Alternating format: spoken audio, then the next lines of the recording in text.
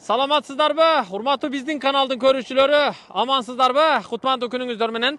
Бүгүн Оштогу 30 адыр айылындагы Кайрагач жаңы конушунан сатыла турган үй көрсөтөбүз. Дарегине сиздер Оштон чыгып, Кайрагачка чейин келесиздер 30 адырдан өтүп. Кайрагачка келгенде тетиги жерде аялдама бар. Ылдыйга бурулуп, тойчу айылына кирип кетсе болот.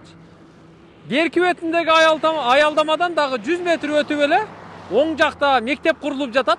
Ушул мектеп курулуп аткан жердеги ушул жолго оң тарапка бурулуп, түз жогору жолдон чыкпай чыгып бара бересиздер. Калганын жетип түшүндүрөм. Туугандар, биз азыркы көчө менен түз жогору конуштун төрүнө ичкерисине чейин жогору чыгып келдик. Ушул көчө менен келгенде мына бул столбалардан сол тарапка бурулуп, бир аз жогору чыгат экенбиз.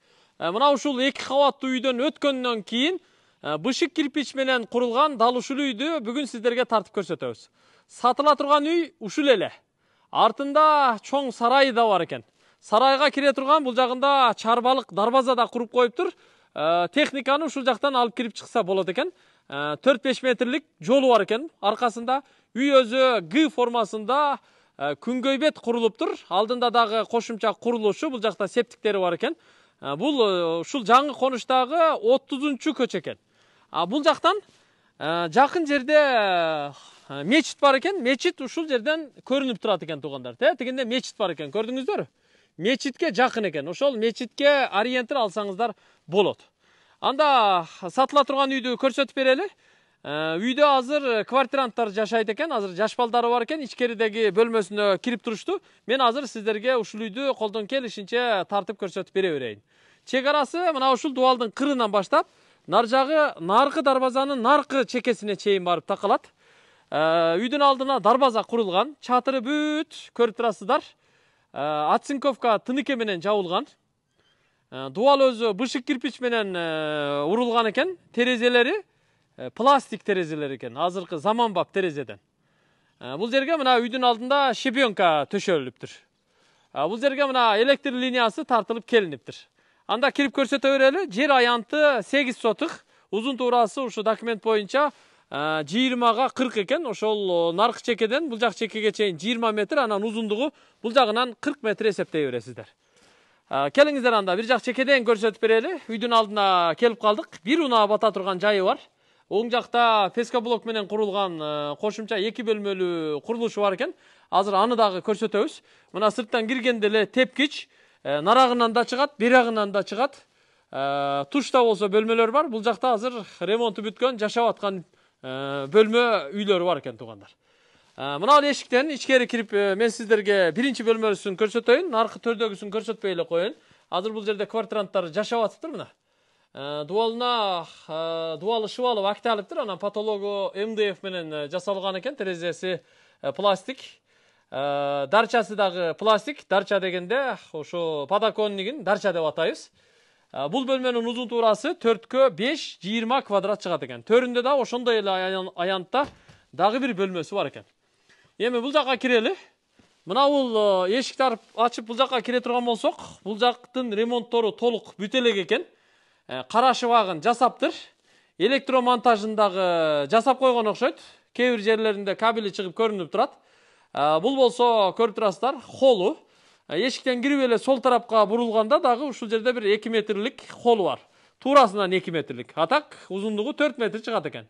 Бул жакта залы, бул жакта бир спальни, анан бул жакта дагы бир отурган үй, жашаган үй. Төрүндө дүшөбөйү менен. Бул жакта болсо верандасы экен, туугандар. Бул жакка тапчаң кылып койсо да болот. Бул жак өзүнчө бир бөлмө. Көрдүңүздөрбү? Эми бөлмөлөрдү чекеден тааныштырып көрсөтөйүн, Мына бул бөлмө, бул отурган үй. Печкасы бар үй болот. Кыштаган үй болот, туугандар. Ортого печка курасыздар, наркы бөлмөнү дагы, бул бөлмөнү дагы жылытып ысытат. Бөлмөнүн узун туурасы 4кө 4 16 квадрат экен. Артында сарай жагында терезеси бар экен. Төрдөгү бул бөлмөгө кире турган болсок, бул жагы мына бул жагы санузелі туугандар. Көрдүңүздөрбү? Душевой санузелі. Эми кийинки бөлмөнү көрсөтөбүз. Бул жакта болсо спальни бар. Бул эми спальни болот. Көрдүңүздөрбү? Детский спальни деп койсок дагы болот. Узун туурасы 4кө 4 16 квадрат чыгат. Астын погреб подвал кылып койсо болот экен. Же болбосо толук шагал топурак менен толтуруп стяжка куюп койсо да боло берет. Бир терезеси бар мында. Бул жагында дагы бир бөлмөсү бар. Бул чоң бөлмө, узундугу бир 8 метр чыгат экен. Фундаменттин ичи толтурулбай элек. Жыгач пол кылабыз деген экен өзү. Туурасы бир 3,5 метр чыгат, узундугу 8 метр бул жак чекеге чейин. Мына үстү кандай жабылган, ушу жыгачтарынан көрүп койсоңуздар болот. Карагай сасна жыгачтарды коюп, анан шлепканы таштап, кардонду таштап, анан үстүнө ылай басып коюптур.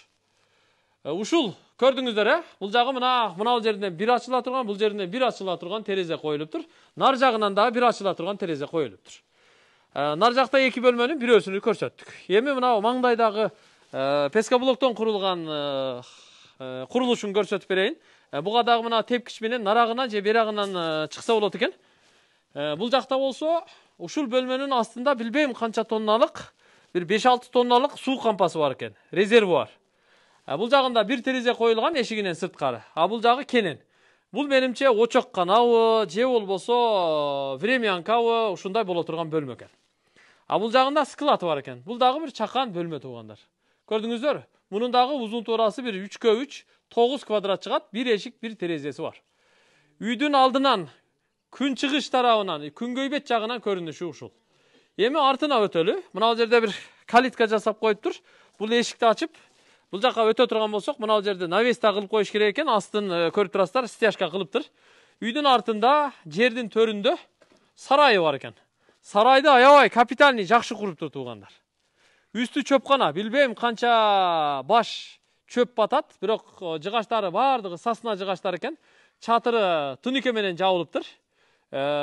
Суу түтүктөрү дагы кагылыптыр. Анан сарайдын мына биринчи кабатынын үстүнө ылай басылыптыр. Бул жагында болсо сырткы ажаткана. Сарайдын оң жак төрүндө жемканасы бар экен, мындай окошкасы менен көрдүңүздөр. Асты стяжка болуптур. Бул жагында болсо акыры курулган малкана. Бул жерге азыр канча мал батат эсептеп берем. 1 окошка, 2 окошка, 3, 4, 5, 6.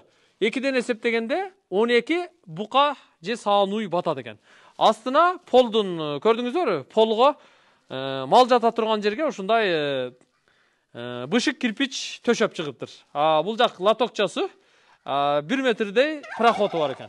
Мына стойкалары бүт профилден жасалыптыр. Бул жакта болсо дагы кошумча аянты бар экен. Дагы 2-2ден болгондо 4 мал бата турган жайы бар экен. Бул жагын эми койкана, тооккана, торпоккана кылып жасап алсаңыздар болот. Же болбосо бул жерге бир ат байлап койсоңуздар деле болот экен. Бул жака негизи биз башында көрсөткөн тетиги дарбазадан кирсе болот. Бул жерге бир катар бак кылып койсоңуздар болот, 2 катар. Же болбосо ушу загон кылып малды агытып кое турган, бош кармай турган аянт кылып пайдалансаңыздар да болот. Бул үйдүн баасы туугандар $45,000 кеми бар. $45,000 кеми бар деп айтты деди. Эми канча кем болот билбейм, аны эми өзүңүздөр сүйлөшүп аласыздар да. Жанагы бул жактагы санузелден чыккан саркынды суу мына бул септикке түшөт экен. Бул жагына септик дагы жасап коюптур. $45,000 сатууга коюп атат туугандар. Көрдүңүздөр, колдон келишинче сиздерге болгондой, кандай болсо ошондой кылып тартып көрсөтүп атабыз. Бул ошо 30 адырдагы Кайрагач айылында жайгашкан. Трассадан өтө алыс эмес. Конуштун ортосунда ушу мечитке жакын жерде жайгашыптыр бул үй. Азыр квартиранттар ушу бала чакасы менен бул жерде жашап аткан экен. Анда мен жыйынтыктаймын. Мечитке жакын экен. Анан бул жерге Кайрагачка спорт зал курулуп жаткандыгын дагы билебиз. Ошо биздин сыймыктуу Аваз деген инибиз ошо ашар жолу менен спорт зал куруп аткандыгын угуп жүрөбүз. Андан сырткары ошо трассадан кирген жерде мектеп курулуп жатат. Алда бүтүп калса, буюрса, бул жер мындай жакшы заманбап жашай турган конуш болот иншалла. Азыр кадимкидей кошуналар жашап атат. Мына аркадагы кошуна толук үй бүтө элек экен. Эми көчүп келсе керек. Бул жакта дагы бир кошуна бар экен. Бул жашап атыптыр. Мынанда дагы бир кошуна бар экен. Бул да жашап аткан окшойт менимче. Үстүдө дагы бүт кошуналар. Дагы көчөнүн эң аягына чейин дагы 400-500 метрдей аралык бар экен. Анда жыйынтыктаймын. Аманчылыкта көрүшөлү. Үй сиздерге насип кылсын. Документтин арак-барактары баары так деди. Эми аны ээси менен дагы жолугуп такташып аласыздар. Эгер келишкен эле болсоңуздар, буюрса акчасын эсептеп өткөрсөңүздөр, үй сиздердики да иншаллах. Ана мынал жерге дагы бир септик жасаптыр. Ошону дагы сиздерге көрсөтүп коеюн. Аманчылыкта көрүшөлү туугандар. Үй насип кылсын, эми колдон келишинче тартып көрсөттүк. Бул биздин милдет.